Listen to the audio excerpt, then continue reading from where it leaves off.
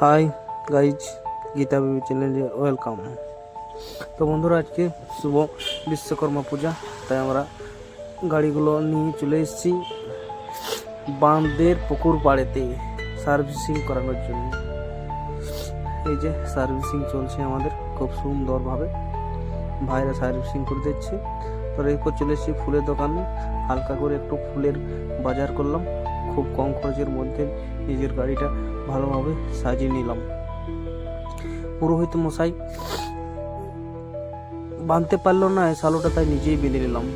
এই যে পুরোহিত মশাই প্রায় পুজো শেষ করে ফেলেছে, দেখতে পাচ্ছ তোমরা।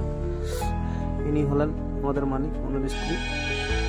আমাদের খগেনদা লেগে পড়েছে প্রসাদ বানানোর জন্য। প্রায় প্রসাদ আমাদের হয়ে গেছে, দেখতে হচ্ছে। একটু প্রসাদ খাওয়ার সময় হালকা করে ভিডিও। তো বন্ধুরা, কেমন লাগলো কমেন্ট করে জানাও।